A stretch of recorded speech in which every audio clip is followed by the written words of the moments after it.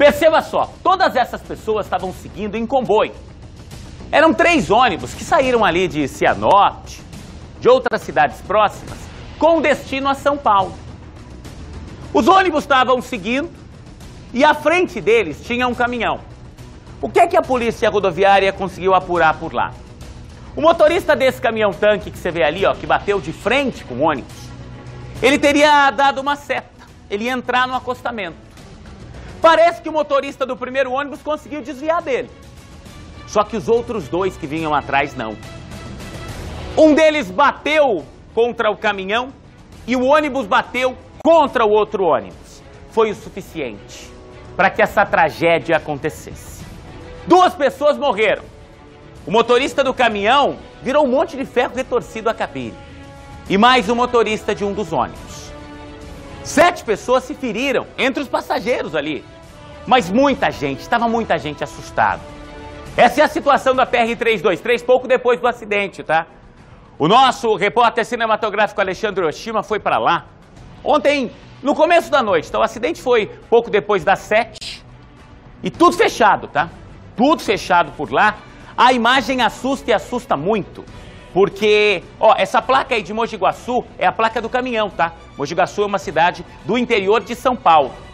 Os ônibus todos são aqui do Paraná, como eu disse, estavam levando gente aqui da região para São Paulo. 2 dos ônibus têm placas de Cianorte e um tem placas de Campo Mourão. Olha os pedaços aí, ó, do caminhão, dos ônibus que ficaram espalhados. Olha o momento da colisão, como é que ficou. Isso é a cabine do caminhão. Dá para acreditar nisso? Ambulâncias de socorro, SIAT, SAMU, a própria concessionária que administra a rodovia, todo mundo seguiu para lá. Mas, infelizmente, foi impossível evitar cena como essa aí, ó. 2 pessoas morreram nessa tragédia que você acompanha. A partir de agora, enche a tela do balanço.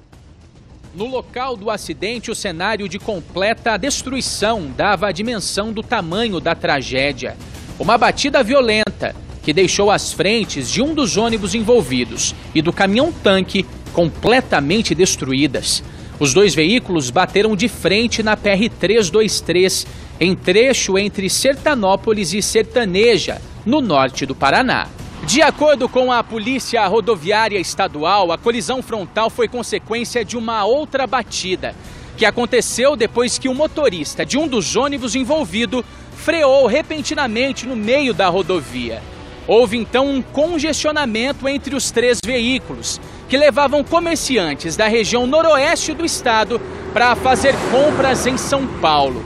Depois disso, o último ônibus da fila perdeu o controle da direção e invadiu a pista contrária, onde bateu violentamente contra a carreta. O motorista do caminhão, identificado como Evandro Josino da Silva, de 53 anos, morreu na hora. O condutor do ônibus que bateu contra a carreta, José Antônio dos Santos, de 48 anos, sofreu ferimentos graves. Chegou a ser resgatado com vida, mas faleceu durante o atendimento. Essa passageira, que prestou os primeiros socorros ao motorista, relata os momentos de terror que sucederam o grave acidente. Tentei reanimar o motorista porque ele estava caído, sufocando com sangue, e tentei reanimar ele, consegui empurrar os ferros e sair para fora. Graças a Deus que Deus cuidou de nós nessa viagem. Mas foi muito feio, muito triste, foi muito triste o que aconteceu.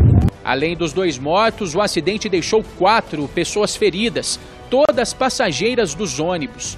Equipes de resgate da concessionária de pedágio que administra o trecho e do Corpo de Bombeiros de toda a região fizeram uma força-tarefa para atender as vítimas, que foram encaminhadas para hospitais de plantão sem risco de vida. Entre os passageiros que escaparam sem ferimentos, a sensação é de ter nascido de novo.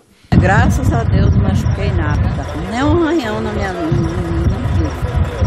Porque Deus é bom, misericordioso, senão nós não precisávamos aqui hoje para falar. Nós nascemos de novo.